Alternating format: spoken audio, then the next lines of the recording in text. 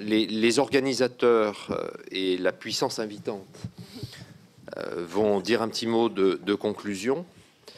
Et puis, on donnera aussi la parole pour un petit mot aux gens qui ont animé les différentes tables rondes.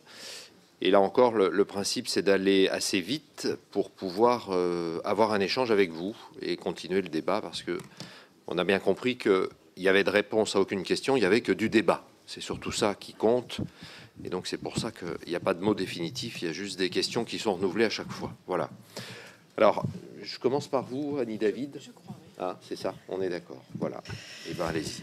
Oui, c'est ça. Merci, merci beaucoup. Et tout d'abord, j'aimerais, avant qu'on leur donne la parole, remercier et les animateurs, mais aussi les intervenantes et les intervenants que nous avons eus tout au long de la journée pour la qualité de leurs exposés. De même que j'aimerais vous remercier parce que vous avez été très attentifs durant toute cette journée.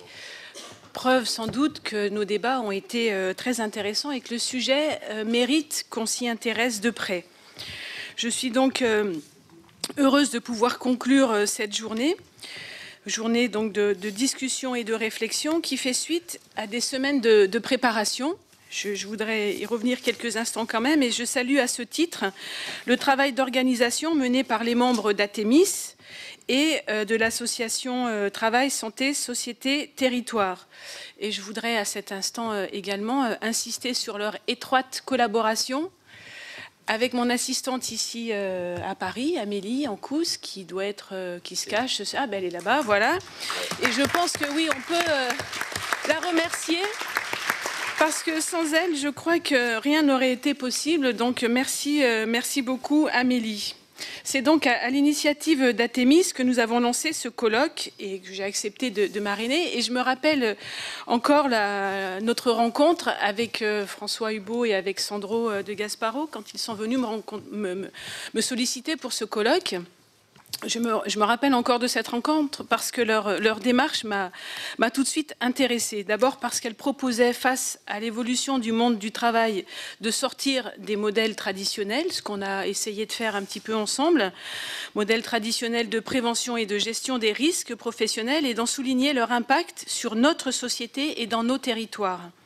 Sans occulter bien évidemment tout l'intérêt de renforcer tant la prévention que la gestion du risque, et ce matin François Hubault l'a bien rappelé dans son introduction, et en prenant en compte donc les modifications des conditions de travail, notamment dans le secteur tertiaire, mais aussi dans la catégorie des cadres, qui est une population qui de plus en plus est victime également de risques psychosociaux. Or, le constat, il a été rappelé au cours de cette journée, est que les outils actuels dont disposent les préventeurs sont insuffisants pour limiter certains risques pour la santé des salariés, notamment ceux d'ordre psychologique, et il en a été beaucoup question dans la journée. Je ne vois plus Marie Pézé, mais ça a été un moment... Ah, voilà, je ne vous voyais plus, Marie. Et donc, voilà, ça a été abordé dans cette journée, c'était très important. Donc, de nouveaux outils doivent être repensés. Et dans cette réflexion, le législateur a un rôle à jouer. J'ai bien entendu les différentes attentes.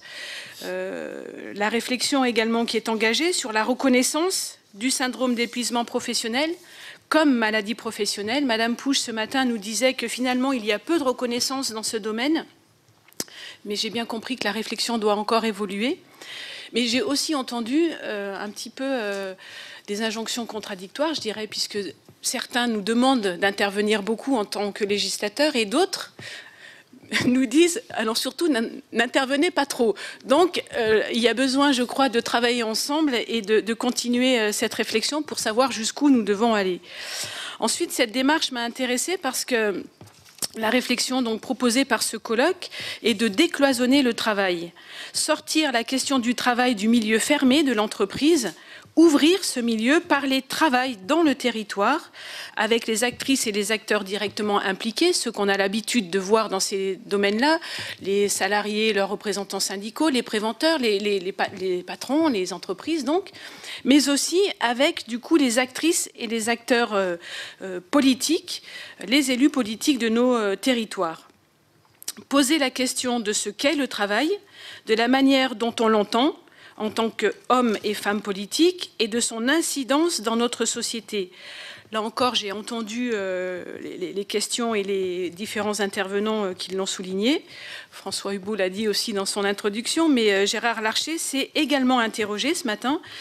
Et ce qui m'a, moi, intéressé, c'est qu'il a semblé attentif à ce que nos travaux pouvaient amener et aux propositions qui pourraient émaner de notre journée. Donc ça, c'est quelque chose qu'il faut garder en tête. Ça peut nous aider pour la suite.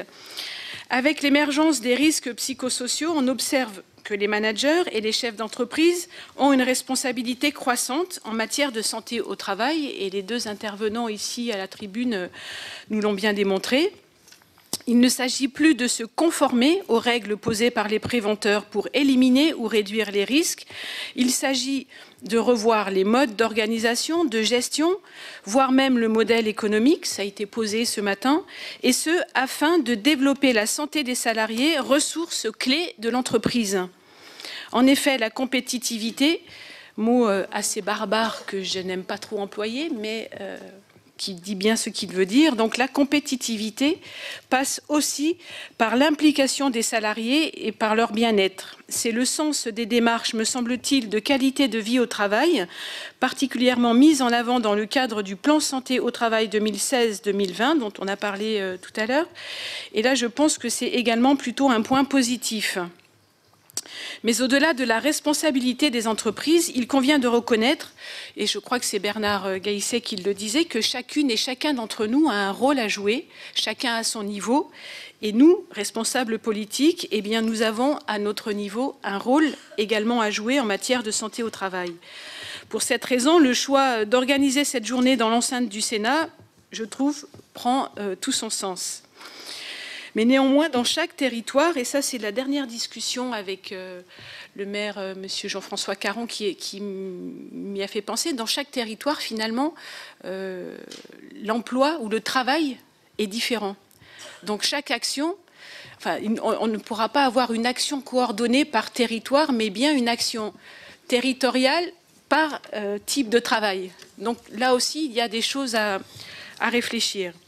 Et pourquoi nous, donc, femmes et hommes politiques, devrions-nous agir dans un domaine a priori réservé à la gestion des ressources humaines dans l'entreprise? La question peut se poser notamment de la part des chefs d'entreprise qui n'ont pas forcément toujours très envie de nous ouvrir grand leurs portes, et c'est tout à fait leur droit. Tout d'abord, il me semble que nous devons nous investir parce que lorsque l'on parle de santé au travail, on parle de santé. Et si nous distinguons théoriquement santé publique et santé au travail, la réalité nous rattrape. Ne serait-ce que, par exemple, comment penser que le développement des infarctus n'est pas lié à certaines pratiques du travail. C'est donc au travers du prisme de la santé que nous pourrons entrer dans l'entreprise pour intervenir dans un domaine qui nous concerne forcément, dont on traite les conséquences. Je pense notamment au dernier texte sur la pénibilité, je pense aussi au projet de loi de financement de la sécurité sociale et la branche AT-MP. On parle souvent, nous, en tant que politique, des conséquences, mais alors que l'idée est d'intervenir en amont pour permettre d'avoir un regard nouveau sur l'organisation du travail et la rendre compatible avec une meilleure santé au travail. Nous sommes d'autant plus légitimes à agir ainsi que le mal-être au travail ne reste pas circoncis au temps et lieu de travail, il a des implications économiques et sociales. Sur le plan économique d'abord, même si ce n'est pas celui qui me vient naturellement, mais sur le plan économique, rappelons que les accidents du travail seuls conduisent à ce que la sécurité sociale finance 37,5 millions de jours en équivalent temps plein. À cela s'ajoutent les prises en charge de maladies liées au travail par le système de sécurité sociale. Là encore, avec une balance entre la branche AT-MP et la branche générale. Au-delà du coût, bien sûr, la question de la santé au travail nous pose une question sociétale, et c'est Christian Dutertre qui en parlait à l'instant. Il le disait, les problèmes au travail, le stress, le mal-être, la souffrance, les conséquences d'un accident, d'une maladie professionnelle ne disparaissent pas sitôt passé la porte de l'entreprise. Ils ont un impact sur la vie de couple et de famille, tout d'abord, mais ils ont aussi un impact dans la société qui peut s'illustrer de différentes manières. Par exemple, le mal-être au travail due à un manque de reconnaissance au travail, peut entraîner un sentiment d'être inutile, une diminution du lien social, réfréner l'envie de s'investir dans la vie publique et se transformer en repli sur soi. On peut aussi s'interroger sur l'isolement, la désaffection pour la chose publique, qui sont autant de conséquences sociales du mal-être au travail.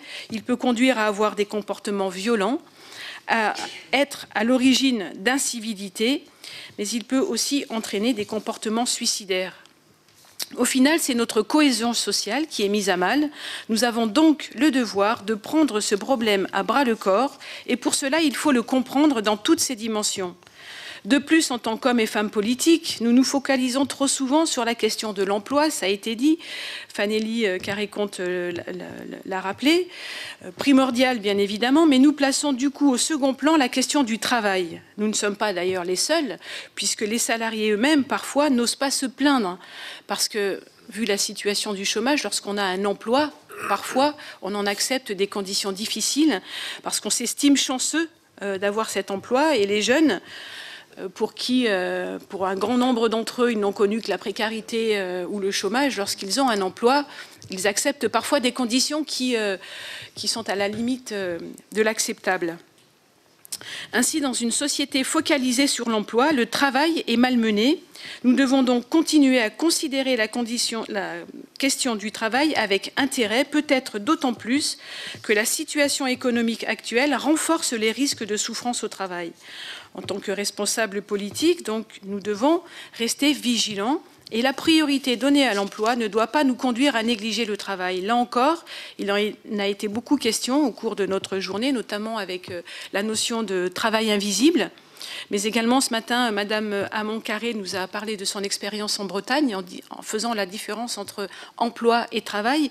Et j'ai trouvé que ce qui a été fait dans ce secteur était très intéressant. À cet instant, je ne peux pas ne pas mentionner les attaques récentes portées au droit du travail et celles qui arrivent, car s'attaquer au droit du travail, à son code, c'est s'attaquer à la santé du travail. Et maître Rachel Saada l'a d'ailleurs bien démontré ce matin.